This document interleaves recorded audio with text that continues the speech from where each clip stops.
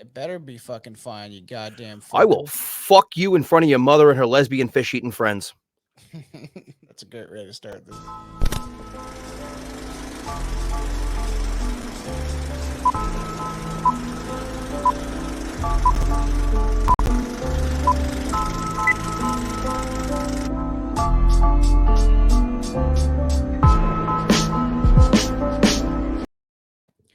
Good day, eh?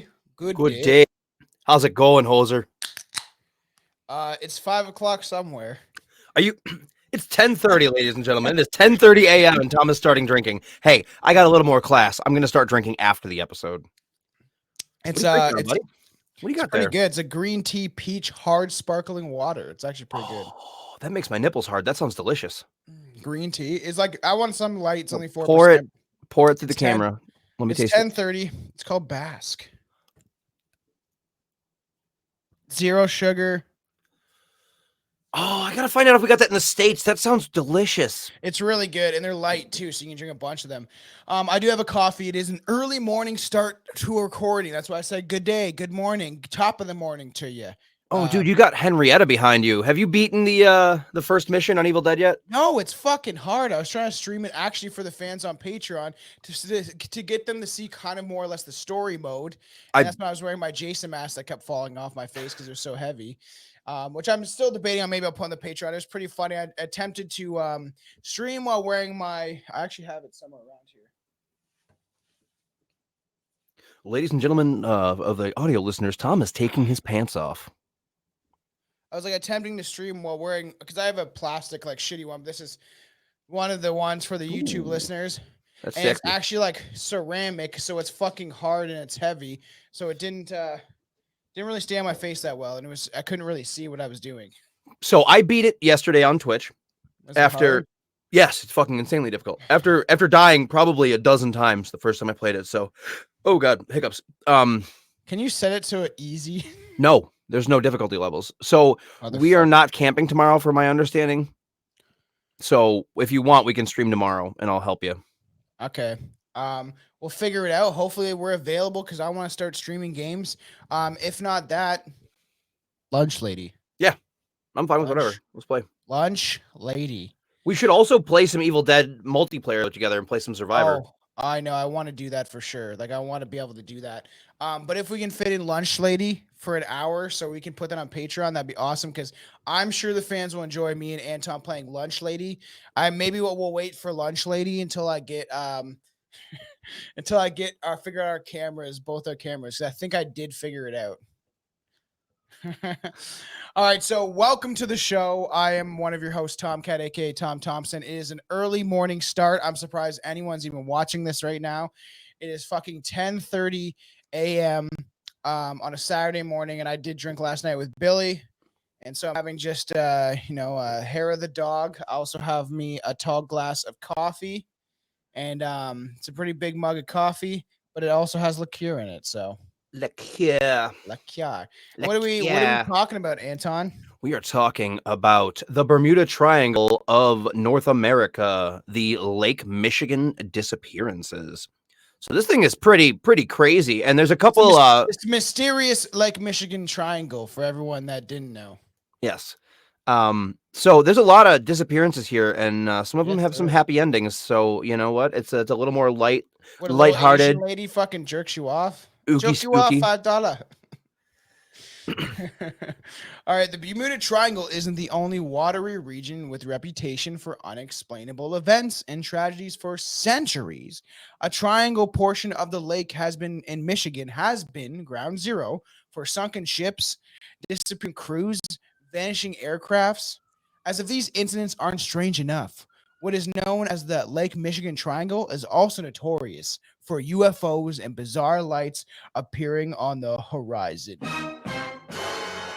And my favorite that we'll get into a little bit later is the rectangle. Like rectangle UFOs always fuck with my head because like it defies all logic of what a ship should be. Just it's not streamlined. All their fucking shit right now. You know what I'm talking about? They're coming out of the woodwork with all this shit. Dude, so I watched a good chunk of that disclosure hearing that the Senate had. It's dumb as fuck. It's the same shit we've heard for the last 2 years. I know. That's what they do. They're like, well, Yeah. No, we don't know what these things are. We're trying to figure it out. We're trying to figure it out for the last 50 years, but we don't really know. So we're just trying to figure it out. You know, I'm trying to figure it out. Yeah, I want access to that 30-minute classified hearing. That's what I want to find out about. I think we're on we're steadily going towards the cliff of false flag alien invasion, in my opinion. But that's The Werner von Braun, beware the false invasion from heavens. yes. Yeah. Yes, that's just my opinion, but my opinion end up turning to facts a lot of times. What's the difference between a conspiracy theory and a fact, Tom? Couple months. It's about 6 months. A lot of interesting stories have come out of the region of Lake Michigan. Wisconsin Maritime Museum sub-creator Karen Duval shared with local news affiliate, "Nobody knows why," she then explained. "One thing is clear about the Michigan Lake Triangle. The mystery doesn't seem to be easing up anytime soon." I'm gonna try to be as spry as I can on this early morning. So you're gonna see me push it out there. I'm gonna push it. I'm pushing it out. I'm turtling right now. Dude, stop. Just go to the bathroom, let it out. Don't turtle in your chair. It's a nice chair, okay? Turtle. Turtle. So You know that scene was filmed on 9/11, right? I know I've mentioned it before. was it actually like for September 11th, 2001. Yeah, they observed a moment of silence before filming that scene, which is really? Yep. That's so weird. I It's thought so like stupid. they like, or you know, 9/11 just happened. A plane crashed into a building, and then he just like shrinks into his shell. Yeah. Should we take the day off? Nah, we're over budget as is. Yeah, for a movie that probably didn't get that much money, even A though movie I that loved it as a kid. Bombed. Yeah, I liked it as a kid. I thought it was ridiculously stupid. I love that Scarface. Brett Spiner, Data from Star Trek is the villain, and every time he laughs, he farts. Oh yeah, That was so stupid. it's I like love so it. dumb. The Lake Michigan. That was Data. Yeah, it's That's Brett Spiner. funny. He's also Weird. the scientist in Independence Day in That is Area weird. 51. Huh. The Lake Michigan Triangle is a scalene in shape, meaning it's none of its sides are equal. The 3 points of the triangle are marked by 3 different cities. On one side is Wisconsin, and then there's Manitowoc. Is that how you say it? The one that you Yeah. asked, Not that one. Manitowoc. It's on the other side of Michigan in fucking Manitowoc? Manitowoc, yeah. Manitowoc. And Michigan side, there is Ludington to the Ludington? north. Ludington to the north. Ludington. Even though there's an N, it doesn't matter. Ludington. Ludington to the north, and Bennett Harbor to the south. Unexplained phenomenon and frightening legends related to the region date all the way back to the late 17th century, when a French vessel disappeared with the tide, never to be seen again. Let's get in the first one. We're gonna break it down in kind of all the strange disappearances. I was gonna blaze, but I was like, maybe I shouldn't. I should probably wait. It is a little early. You're talking the Lady Elgin one, right? On September 8th, 1860? No, I'm talking about Le Griffin, bro. You don't know Let about me Le check my Griffin? notes. No, you take away on the Le Griffin one. I got a handful of them over here, but I don't know where the Le Griffin is in my notes. Fucking Le Griffin, bro. The Great Peter Le Lake, Griffin. Great Lakes' oldest shipwreck remains one of the most puzzling. The French explorer René Robert Calvier, Surrey de la Salve commissioned. Okay, I don't fuck your French names, motherfucker. Commissioned and oversaw the construction of the Griffin. It's just called the Griffin. Lee Griffin, a massive ship designed for fur hauling. In August 1679, the Le Griffin, I keep saying the Le Griffin, it's called Le Griffin, set off So on just a the Griffin. yeah, set on a maiden voyage from Niagara to what's that? How do we pronounce this word again? Michilimackinac? Michilimackinac. Niagara to Michilimackinac. It's a very long native word, indigenous word. Michilimackinac. Michilimackinac, an outpost in the Straits of Mackinac, and some historians allege In Lake, so the Straits of Mackinac, Lake Huron, and Lake Michigan. That's where it got. That's where it vanished at. No, that's where Michilimackinac is. Oh, It's Michilimackinac Island. It was a civil war, not a civil war, a fort at one point in time. It's a Ojibwe name from Ottawa. So you should know this. I fucking, I'm not gonna say anything else. Some historians allege the ship had a larger ambitions beyond the outpost to discover the Northwest Passage to China and Japan. Unfortunately, China. China. Le Griffin vanished while traversing the Lake Michigan Triangle. La Salle had already departed for the mainland, and his remaining 6 crew members met the same fate as the ship, and they all sunk, and now they're dead. No, they didn't sink. They all went and got ice cream and waffle cones, and they're all having a wonderful time down in the depths of hell. They're hanging out in Davy Jones' fucking shitty locker in Michigan because it's not actually his locker. It's just like his fucking jock locker, his jockey locker. What's that thing when you put all of your underwear in it? It's just no. So I'm not sure what you're talking about, but it's not the actual Davy Jones locker. It's not like the original Davy Jones locker, which is this sweet happening nightclub at the bottom of the ocean. It's a Davy Jones franchise, so it's like it's kind of shitty. It's just like a Chili's that you can go and get overpriced food and drinks and shit. But it's Dewey Jones's locker. If you're at the bottom of the lake, I mean, fuck it. Yeah, you ain't going anywhere else. It's the only place open. Go get a drink at Davy Jones Foot Locker. Yeah, I don't know. I was just thinking of like a locker where just football players hang their jock straps. Like that's just cubby. There's a specific locker just for that, and then you put the nerd inside of it, but he finds out he has a fetish for the smell of crotch. Stupid. 17 minutes. It took him 17 minutes to say something homophobic, people. I love it. It was 11 minutes, technically. Okay, 11 minutes. It's 17 minutes since we started this recording. Yeah, that's true. So it took you 10 minutes to say something racist, so it's fine. What did I say? Oh, what did I say? The accent. Racist? Oh, that's stupid. Close to 200 years later, the deadliest opening water sinking of the Great Lakes would propel the Lake Michigan Triangle into infamy. Infamy. Folks, I'm going to reiterate, it is early for Tom. Yes, he has not yet found his human voice. It is fucking early, bro. In the wee hours, literally, of September 8th, 1860, the wooden-hulled, side-wheeled ship steam PS Lady Elgin collided with a much smaller schooner, the Augusta. It's not a schooner, you dumb bastard. It's a sailboat. Fucking mall rats. Yeah, it looks like an old-timey ship for sure. Yeah, it's got the water wheels on both sides. And also, I'm gonna let you take control of most of the ships because I got a good chunk of the shit about Stonehenge. So. Ooh, cool. That's awesome. Yeah, because I did read into that. It's pretty interesting, actually. Yeah, but you do most of the ships. We'll get into that. How there's some weird anomaly, or I guess you could say monolith at the bottom of Lake Michigan. Yep. Farewell and adieu to your fair Lady Elgin. Yeah, so you collided with another ship, which was loaded with heavy lumber, headed for Chicago.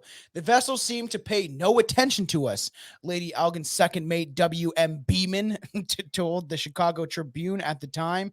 She struck us just forward the paddle box on the larboard side, tearing the wheel, cutting through the guards into the cabin hall, and they didn't even notice. This other ship was like, meh.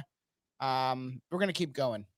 The Augusta continued for Chicago. They're like, as the Lady Elgin took on more and more water, so they literally didn't give a fuck. They were like, "Whoops, didn't mean to do that."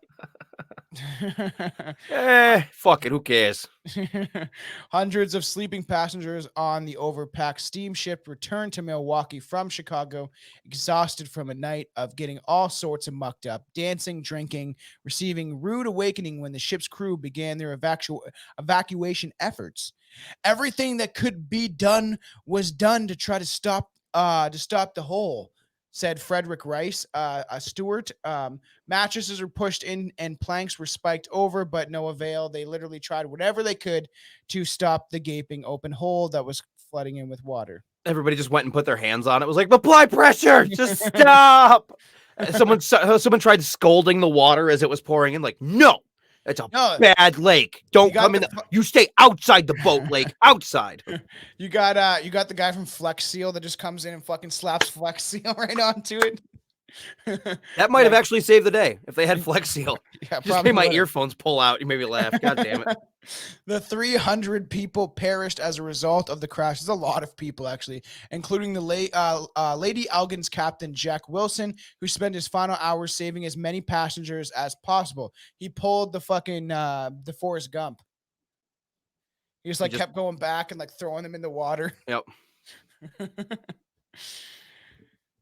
So, built in 1870, the 32-foot long, the three-masted schooner, the Thomas Hume, belonged to lumber baron Charles Hackley.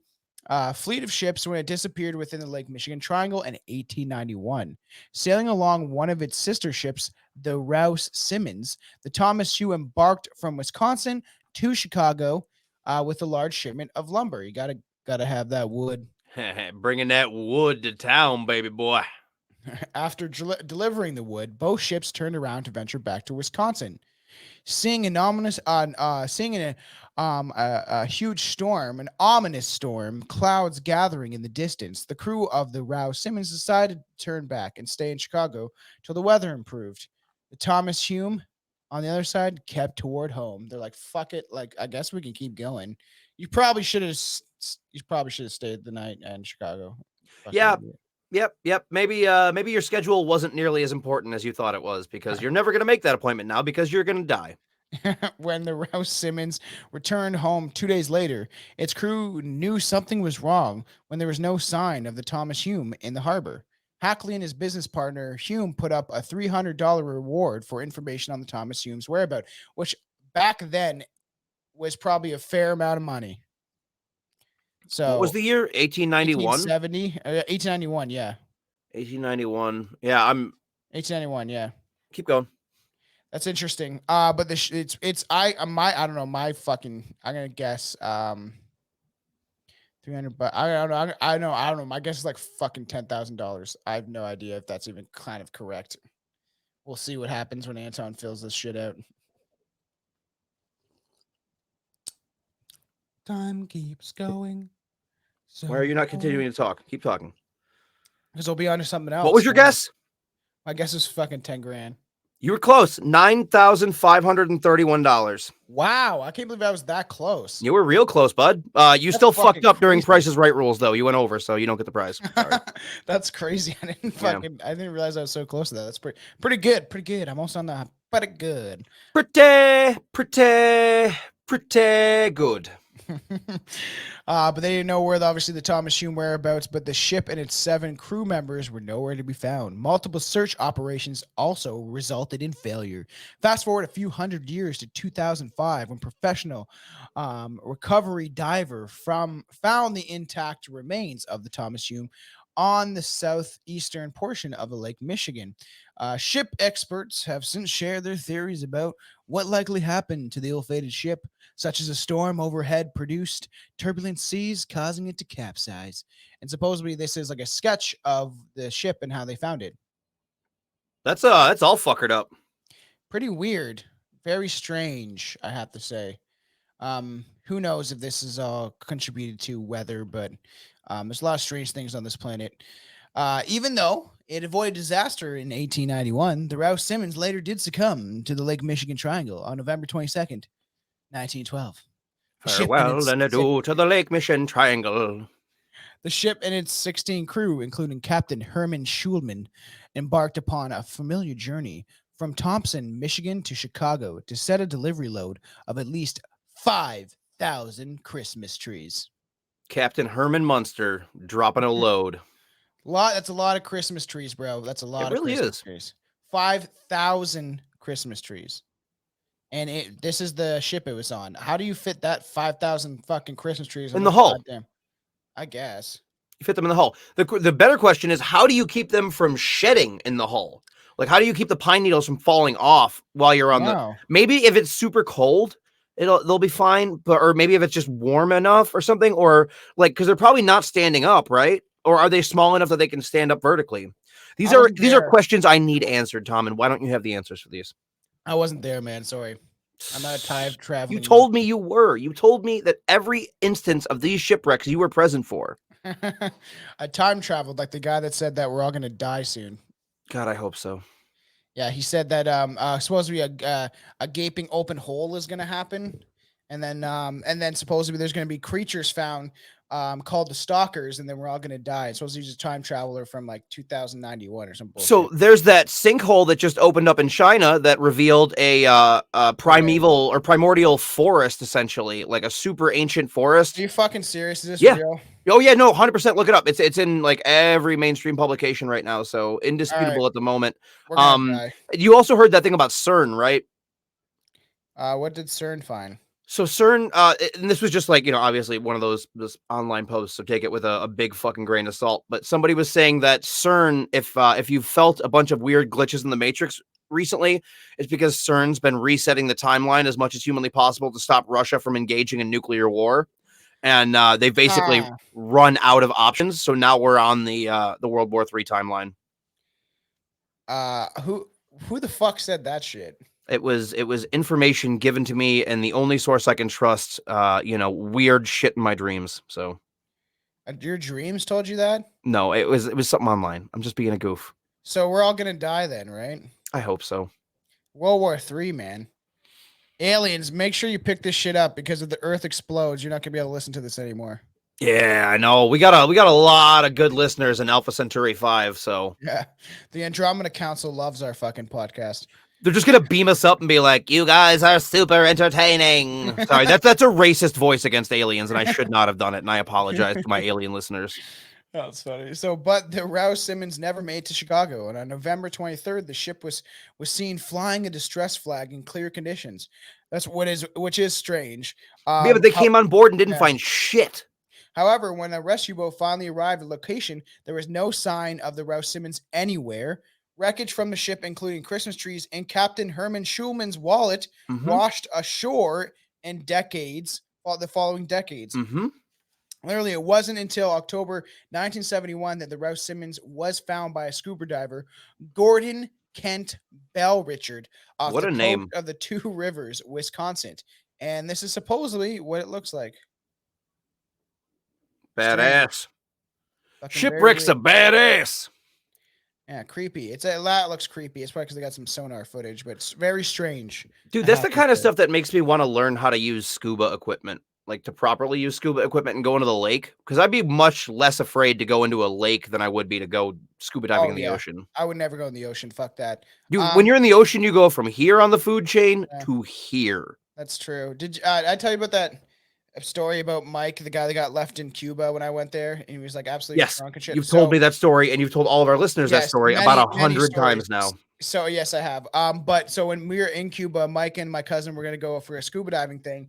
So you had to practice in the pool, and then the guy's like, I was like, because I was swimming around them and shit, and the guy's like, you used a lot of oxygen. And then Mike's like, yeah, I kept Mike's telling me after, he's like, because he used like more than half the tank, where my cousin fucking used like a quarter of it. And Mike's like, I was just hauling on it, trying to get high from the oxygen. And I'm like, of course you were. What a dipshit. Just try to get high on oxygen. I guess you could. Oh, you can. You can absolutely get high on oxygen. You can also pop your fucking lungs. So don't do that. It's fucking so stupid. So what caused the beloved Christmas tree trip and its equivalent beloved Santa, Captain Santa? Krampus. Yeah, it's Captain Santa. He's delivering all the Christmas trees. Yeah, Krampus caused the shipwreck. Case closed. That's true. To go down to Lake Michigan, what did it cause to go down in Lake Michigan in the Triangle? The answer is likely a combination of bad weather or lack of routine maintenance on the ship, and the weight added by the Utah cargo. So who really knows? Government bullshit. It was Krampus. Was Krampus. The two-masked schooner Rosa Belle, built in 1863, had a good life before its unexplained collision in the Lake Michigan Triangle. There's a lot of boats that have literally crashed and fucking sunk in this fucking triangle. Resulted in the ravaged ship washing ashore in 1921, the late October of that year. So, and this is the Rosa Belle. The Rosa Belle encountered some sort of disturbance, and it remains were found 42 miles from Milwaukee. None of its ship's 11 crew members were accounted for, and their bodies remain undiscovered to this day. Bum, bum, bum. Strange. Milwaukee, which is, of course, Algonquin for the good land. Is that fucking Wayne's World? It is. Does this guy know how to party or what? What? A new mystery of the Great Lakes was unfolded today when the freighter, well, maybe not today, but on today, the freighter O.M. McFarland docked in Washington Port Washington, not Washington Port Washington, Wisconsin, and crew members reported the disappearance of the ship's master. The Cleveland Press published in 1937 as a report by the ship's crew, Captain George R. Donner vanished from his cabinet, which is strange, on April 29th, 1937. Days earlier, the coal-powered McFarland made it all the way from Erie, Pennsylvania, where it picked up its shipment of coal, traversing the Great Lakes, and the ship had no problems until it arrived in the Lake Michigan Triangle. This is it. Big ship, man. Yeah, man. You'd think that one wouldn't sink as easy. No, that's a big ship, and you know, and it was obviously coal powered. This is at a time where we're starting to get better technology in the forms of travel and stuff like that. We're still in steamliners, though, right? Yeah, that's still a steamline ship. Yeah, I'm pretty sure. So and then after successfully guiding his ship through icy and rough waters, Captain Donner retired to his quarters late on April 28th to get a few hours of sleep. When the McFarland's first mate knocked on the captain's door as they approached Port Washington early on April 29th, there was no answer. The door to the captain's quarter was locked, so the crew searched the gallery for the skipper. There was no sign of him anywhere. This promoted the men to break down the captain's door.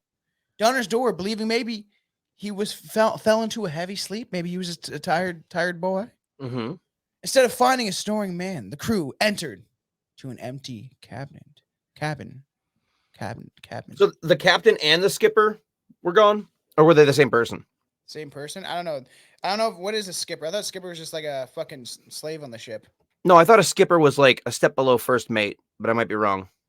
I might be wrong about everything I say, but who knows? We'll find out one day. Which is really weird. So at the time of the Captain Donner disappearances, the McFarland was approximately 30 miles from one of Lake Michigan's triangle's connecting points at Ludington. His body was never found, and it remains a strange mystery as it was. It remains as of the same strangeness and the same mystery. It's such strange. It's such a strange mystery. It's a strange brew mystery. Yeah, it's as it was in 1937. It's never been solved. It's still today. They have no idea, and it is weird. To me, this is one of the strangest ones I could say out of this whole episode, the whole thing about the Lake Michigan Triangle and the disappearances involved in said triangle. Is this how the captain just disappeared? Like, yeah, dude, that's super weird and ooky spooky that the captain just up and fucking disappears. Like, what happened to this homeboy? Like, it's that's what I was wondering. If it was the captain and the skipper, if it was two different people, maybe they had some sort of scam or a little lovers thingy going on, and they just up and disappeared. But if it wasn't them and it was one person, like, and there was nothing reported missing, or the captain wasn't wanted for anything, then it makes no sense. I know, because there's no. Maybe he sleepwalks and just walked out of a window. It's like some cartoon Peter Pan movie or something. Yeah, he just walks out of a window and drowns. That's quite possible, actually. That's quite possible. Or he was a bastard and the crew killed him and then made up this story. That's actually true. A mutiny. Yeah, but I feel like it's a little bit past where mutinies were, because mutinies were mostly like privateers and shit like that. That's true. Or he took the eye of a crocodile and he had to battle the crocodile in the depths of the lake. Yeah, but it was only aware of the crocodile when he heard the ticking of the clock, and he had to put on his other hook, and he constantly was telling his first mate to try and stop him from committing suicide. Yeah, do you think Schmeagol wanted to? Is that his name? Isn't his name Shmee? SHMEE. Shmee. Fucking Lord of the Rings. Did Shmee want to commit? Did he want to commit suicide? No, in Hook. Shmee, I'm killing myself. I'm committing suicide. Don't you dare try and stop me, Shmee. Shmee, don't you dare try and stop me. Try and stop me, Shmee. You better get up off your ass and try and Try to stop me. stop me. Oh yeah. Gotta say, someone even at work said one of their favorite. We're talking about Robin Williams. I was talking about Mrs. Doubtfire. How I would actually like to cover it for an Unreal review for the Patreon and get into my thoughts and ideas on it, just because it is different now when you view it as, especially as I'm older. It's like instead of being a better father, he's like, I'm gonna dress up like this old lady and pretend to be a chick so then I can see my kids instead of just being a good dad so I can see my kids. It's fucking a weird story when you think about it. Yeah, I that movie caused me to hate Sally Field as a child, and then as you get older, you're like, oh no, she was married to a crazy person. Yeah, I know. It's just like be a better father. It's like so Yeah, weird. yeah. The only thing more horrific than a plane crash is the plane going dark forever. Which eventually, if you want, it might be a good idea. I would think more or less maybe for a Patreon episode, we might talk about the Malaysian flight that disappeared. Yes, I would love to talk about that. Yeah, and this plane one is fucking nuts, dude. It is very strange because its passengers were never to be recovered. That's what happened to the Northwest Airlines flight 2501. All right. And You care if I take this one?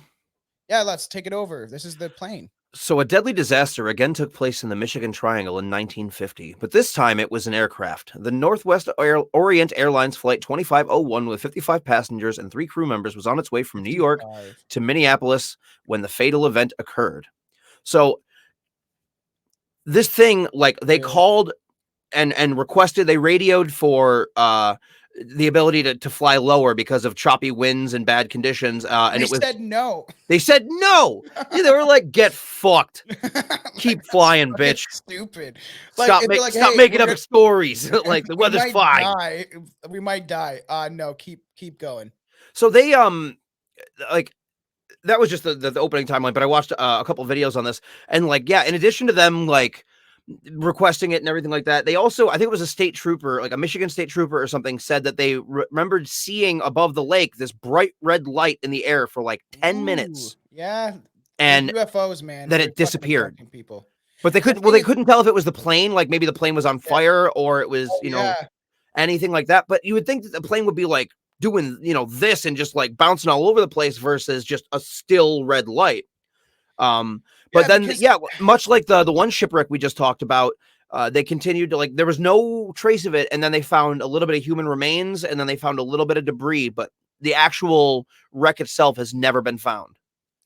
Like, do you think that, I don't know, like, obviously, I'd be crazy if it was on fire. Like, it does remind me of, obviously, the first Final Destination, where you see, they look up when the kid panics and he wants to get off the plane and half of the people come with him. And then he looks up and you see the plane fucking explode. Yep. And it would look like a big red light. But the thing is, who knows if this is a UFO maybe abducted the plane or maybe like somehow opened a portal so the plane could just fly through. It's like, now you're in our territory. Yeah, dude, that shit would be fucking crazy. Like, show up in some other different reality. Also, your background is bugging me because everything is off kilter. I know, dude. It's driving me fucking ape shit. I need to get a level and figure everything out. Known as the Queen of the Lakes, the 639-foot Carl D. Bradley broke through an icy Great Lake waters with ease. The freighter was used to haul limestone, that's pretty heavy, from Lake Huron and Lake Superior to the Lake Michigan ports. And this is the Carl Bradley. Pretty big ship. It is a fucking huge freighter ship. Yep. On November 18th, 1958, traveler from Gary, Indiana, took to the upper Lake Michigan, and Bradley ventured into the common phenomenon, a Lake Michigan storm. A common phenomenon, when storms happen. Having endured many bad storms, the Bradley's captain and crew forged on. They're like, we got this. We've done this before. We got this big, sexy ship. It's just going to penetrate this storm. It's going to penetrate the storm. Eventually, the storm became so powerful, it began to split the long ship's hull in fucking two, and the Carl D. Bradley sank just like the Titanic, and its two halves fucking broke and popped up towards the surface, the same of Lake Michigan. The same way the Titanic broke up is kind of how the Bradley. It literally split and pretty fucking hardcore. It literally sunk like the Titanic. obviously, and then you have things exploding and shit like that because it's like collapsing and things are breaking and machinery obviously explodes when it starts to break and it It happens. allegedly sank like the Titanic because we don't know Allegedly. that the Titanic was the Titanic. Go back to our Titanic Oh yeah, episodes. it's true. Titanic. Yeah, we did 2 episodes on Titanic. Maybe there'll be a third. I'm just joking. I think we beat that thing with a fucking mallet. Um, while it was assumed the plane, well, where am I? God damn it. One of the ships, of its ships, the 41 crew members, only 2 survived. So these are actually, we have 2 witnesses, right? After the disaster, news report indicates that the ship didn't make it through the storm because of the damage it sustained earlier in 1958. So it took on damage earlier, and then it kind of like, they're like, oh, fuck it, we can handle this, much as the Titanic tried to, and then they died. Yep.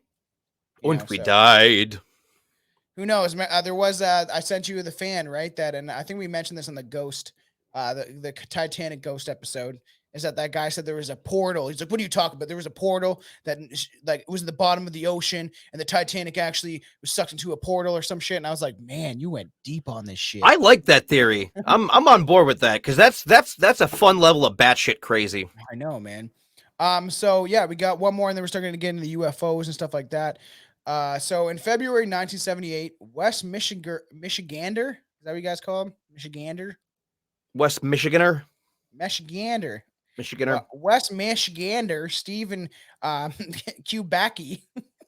Steven Kubacki was Steven Kubacki smoking a lot of tobacco. was reported missing. The Hope College student had received supposed to be recently commenced a cross country skiing expedition. As authorities swept the area for signs of Steven Kubacki, they discovered a set of footprints that led right to the eastern shore of Lake Michigan and then ended abruptly. Very weird, very strange that he was just supposed to be cross country skiing, which takes a lot of effort, and you gotta have thick thighs full of surprise because you gotta be strong. I swear this bitch is shady. Fucking, I can't remember who is that. Fucking stupid rapper that runs Got a with huge Eminem. dick for a lady. After Steven's skis and backpack were recovered nearby, everyone assumed he had fallen through the surface of the ice of the lake and met his demise. Even though the ice and the snow over Lake Michigan were thick that winter, they were thick, bro. Thick. With And to two the world's C's and a Q. yes, Thick. and to the world's amazement, Steven woke up in a grassy field 15 months later, man. He was abducted by fucking aliens. That's what I was thinking too. When I heard this story, I was like, this motherfucker got abducted. And then he was wearing somebody else's clothes, had a satchel with maps that weren't his. Like what the fuck, man? He was 700 miles east in Pittsfield, Massachusetts. I know you guys love how I say that. Massive two shits. Massive two shits. Steven Kubacki had no memory of where he's been in 15 fucking months or how he ended up so far from home. His last memory was reaching Lake Michigan. Steven Kubacki actually refuses to discuss the situation after initial rescue and to this day remains silent about what happened. And the thing is, he got fucked by aliens. He got fucking fucked by aliens. He got probed. He got one of the long probes. They fucking, aliens' long fingers like ET. He got he was fingered for 3 hours. And that sounds so much fun. Not for 3 hours because I'm going to get a little raw, but I mean, a good 30, 45 minutes. I'll take that ET finger. 15 months, man. That was probably one of the more incredible stories. It really is. Michigan. It is. Which it explains why he doesn't want to talk about it either, because if it's something that's deeply traumatic or, well, he went on to get a degree in linguistics and become a professor or some shit. Like the dude knew what was up, but he looks happy. He looks does. like he got probed by an alien. But I mean, who knows? I like it. That was a good I was thinking, I was like, nah, that motherfucker's a changeling. He's an adult changeling. That's one of the weirdest, strangest things on this whole episode. Well, the other one was that little girl that went missing, and they found her, I think it was 2 or 3 days later, or a day later, but she was out in the freezing cold, and she was okay. So weird. There's a lot of weird cases when it comes to this, and it does remind me eventually, we will soon excuse me, beginning into other cases of disappearances and Missing 411 and stuff again. yeah, and like just weird, strange things that are happening. And there's I'm kind of hinting at one, but I'm not going to expose it because we'll definitely be getting into this sometime soon. But there's a lot of about some missing people. You know, we'll get into it and what happens. And their bodies were found, but what happened to them, we'll never know. The world may never know. Michigan ranks high when it comes to UFO sightings by state. Some residents do believe the Michigan Triangle is the major reason why. I'm gonna I just still can't believe this guy went missing for 15 months, has no idea, and just woke up 15 months later in a fucking field. That's mind-boggling. I think he got abducted by aliens. That's my consensus on this. That's fucked up. So back to the episode on the vile vortices that you and Juan did. Yeah. Were there any in Michigan? Was this one of them? I think so, yeah. As far as I can remember, I think we just skimmed on it, just mentioned it a little bit, just how it had disappearances and strange things happening. But I could be wrong. I'm always stoned or getting buzzed, so you know, it's hard to remember how many things we do cover on this podcast after 200 odd episodes. So the disappearances of the Northwest Flight to 2501 had stirred interest amongst ufologists because locals reported seeing unexplained lights in the sky when the plane vanished. This is just the tip of the iceberg, though. When it comes to unidentified flying objects, freak weather events, and uncanny observations of what is happening in this weird, strange triangle, people see a lot of weird things. Supposedly, we should go there. The same.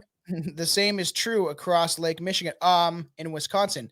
Supposedly, the conservatives are trying to pass a bill which makes it illegal to discriminate against people's shot status. So I could eventually, if I gotta get my fucking shit done, my stupid passport. But we might see light on the horizon where I can come down, and you know, even Chelsea was joking about maybe by November, if somehow we can figure out you coming down here because I want to re-celebrate my 30th birthday since I fucking couldn't last year because we were just fucking on lockdown and all the type of bullshit. We couldn't really do anything. Everything was locked up. Maybe we can fucking try to hustle you over the border and fucking come down here. That would be fun. And then we can have a big fire and have some drinks and do some fun shit. So, according to the Wood TV, based out of West Michigan, Wisconsin police have been fielding complaints about UFOs over Lake Michigan Triangle since 1913.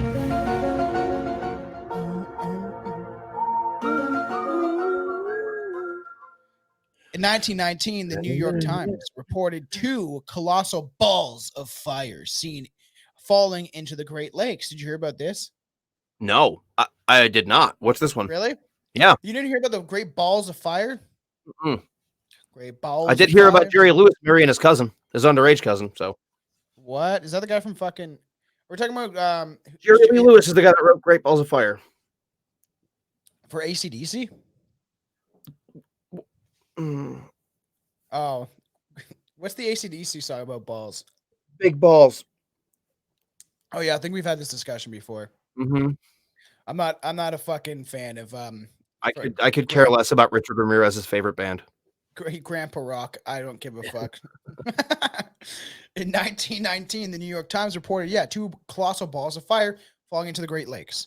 The paper deemed the objects as meteorites, obviously, but other eyewitnesses chalked it up to metaphysical forces wreaking havoc.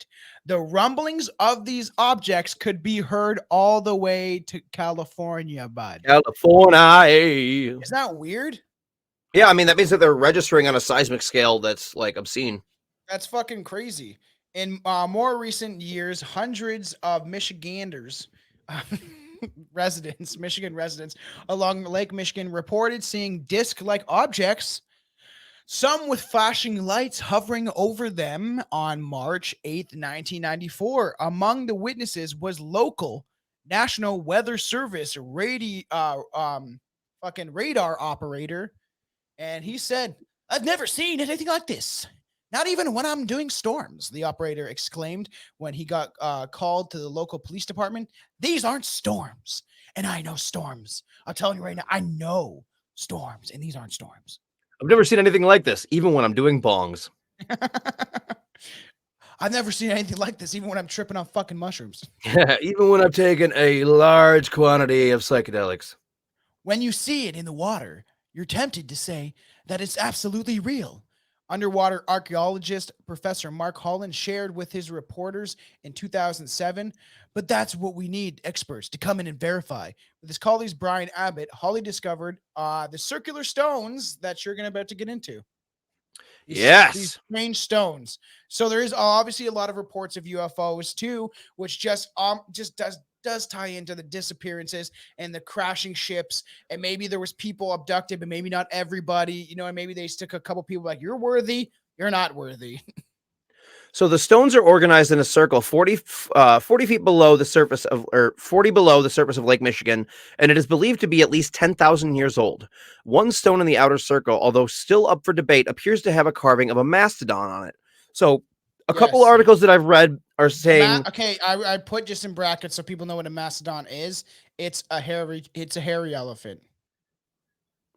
I have more faith in our listeners than you do, and I'm assuming they know what a fucking mastodon is. It's a hairy elephant for everybody that doesn't know. Not to be confused with the metal band Mastodon. Yes. Anyways, thank you, Tom, for your grade school fact right there. Yes. So a lot of people... I'm going to put up a picture of this for the people on the YouTube so they can see it. Put it on for the YouTubes. You keep going there, bud. Okay. So a lot of people believe that the mastodon went extinct over 10,000 years ago, but there's also an article that I found that says that woolly mammoths actually only went extinct about 5,000 years ago. So they said that they were alive up to the building of the pyramid at Giza. What? That's pretty... So by examining soil samples from the Pleistocene Holocene transition era, roughly 11,000 to 14,000 years ago, scientists found that mammoth populations were in decline, but the animal hadn't yet died out. Because that was one of the biggest criticisms I found about that stone, is they're like, there's no way, because the mastodon was extinct by then. So if these were built 10,000 years ago, nobody would know about them. But it could be a thing of oral tradition where people have just been talking about these things forever and forever and forever. So it became something that an artist can draw anything, like a good enough artist can draw anything just from audio samples, somebody giving them a description. Yeah, it is weird. Here, it won't let me show this goddamn fucking bullshit. Yeah, DNA suggests that they managed to survive until about 5,000 years ago, concurrent with the construction of the pyramids of Giza. Geezer. All the DNA from those animals and plants is bound up in a tiny speck of dirt. Shit, do you see it now? Yep. So that's it. So very strange. So it's important to note that the image on the right, oh my God, what did you just do? The image on the right is actually a 3D rendering of the stone, and then somebody sketched over it to kind of draw the lines in a little more clearly. It looks like a diver is in that bitch, though. In the second one or in the first one? They did the second image, the one on the right. Oh, okay. Over the rock, yeah. Oh, that makes fucking sense. It is really weird, obviously, when it comes to like monoliths and stuff like that. Weird, structures that we find all around this planet. It is quite strange to me. Yeah, so it's crazy because in 2010, that's when they found, or they found the sample in 2010. And it hadn't been analyzed for like quite some time because it's been sitting in a freezer in the university, and it was up in your neck of the woods. It was up in the Yukon. Really? Mm-hmm. It's got the Eskimos, eh, bud? Inuit, you racist prick. Why can't we say Eskimo? I don't get it. Because it's not PC. Why though? I don't know. Because you're dumb. Oh, why? I don't get why Eskimo. That's a terrible insult. I was trying to think of something witty and I failed, so I'm dumb. I just don't get the whole thing about, and for many years, I believe Eskimo was just a word that white people used to describe Inuit people. It's the same thing as calling natives and indigenous Indians because some dumb prick thought that he made it to India. That's what you do. That's because I was raised in a native family where we grew up saying the word Indian. And then I gave you shit, and you screamed, "I am." Because I am. You're right. Oh fuck! That's what someone at work was like. Is Anton Jewish? And I was like, yeah, he's Jewish, native, and gay. And he's like, I was like, yeah, then the one live special. He's like, you want to see my fucking victim card, fuckers? Oh yeah, Jewish, native, and queer. Not gay, queer. I guess right. What's the difference? Queer is kind of like a broad encompassing. So you're into whatever. You're like Miley Cyrus, just pansexual. No, because I don't like the word pansexual at all. Doesn't that mean you like everything? Like It does, but I'm also like slightly gender fluid as well. So that's where the other queer thing fucking comes into account, because I've never once been like, I'm a man. Like, I've hated that description even since I was a kid. So, but you got a penis, right? Do you have a penis? I have several. You keep them in your freezer like you're fucking Jeffrey Dahmer. No, I keep them in a drawer, and most of them are made out of medical grade silicone. That's funny. All right, so I thought this is weird. I do think that some of it maybe contributes to UFOs, and this will lead us very soon into more UFO cases. I do want to dive back into more alien stuff. We do have talks about revisiting the reptilians, revisiting the Greys, and then maybe really starting to talk about some really fucked up alien abduction cases. But honestly, if you really want a fun, and you haven't heard it yet, if you really want a fun episode about aliens, listen to our alien sexual encounters episode or our strange reptilian encounters episode, because both are very great. Listen to all of our episodes and make sure you hit that that 5-star review on Spotify. Right. Leave us some, if you feel like, if we've entertained you for even an hour's time, just head on over to Apple Podcasts and give us that little sweet little review and 5-star review. Apple Podcasts and iTunes does help the show. If you can't support us through the $3 a month, dude, times are fucking hard. Gas is insanely expensive. Food is in short supply. So we get it, man. Yes. Funds are funds, but just that review don't cost you nothing. Just go on ahead and jump over it. And we've been getting a lot of really good reviews as of late too. For all of you, we're very grateful. And I'm very grateful for the people that give us reviews. You keep the show going. And honestly, the Patreon, subscribe to it because it will help us. We have a lot of ideas. Hopefully, I can get over to Anton because we do have a lot of ideas to film stuff. We've even joked about creating short films, which you could see, in a couple of years when we really start ramping up and getting stuff together. But we do have talks to maybe develop even a short film. We're talking about like 20 minutes and then see how that goes and then keep going kind of thing.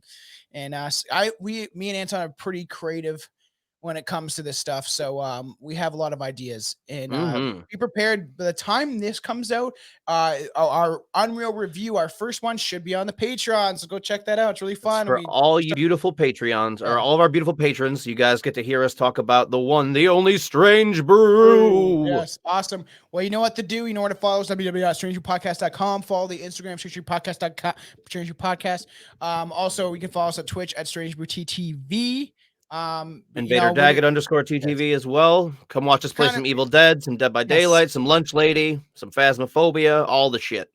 Yes. All right. Well, it is fucking hot, and I need a shower. So it is hot as shit here too. Yeah, HP Shovecraft on Instagram. Fucking pop by, talk some shit. Don't forget. Yes, Reverend Kaiju's House of Trash is up and available on all podcast platforms. Yes, go check that out. Check it out. I will be on tons of episodes coming out soon. Probably the time this releases, it might probably be out. Is Street Trash.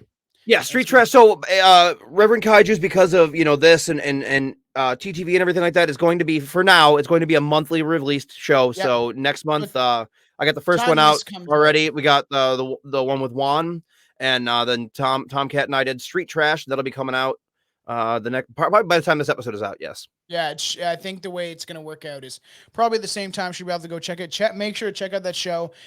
Leave 5-star reviews. You know what to do. And it's under the umbrella of Host Heads Production. So if you are even out there and you're a smaller podcast and you want to, eventually join us, we have talks to do a whole production thing where it's going to be Host Head Productions and a whole website, and then essentially you can all these different podcasts can connect and be under the umbrella of Strange Brew. We're working on it kind of right now, so we'll see it in the near future. So appreciate everybody out there. We love you. Stay strange, fuckers. Keep watching the skies.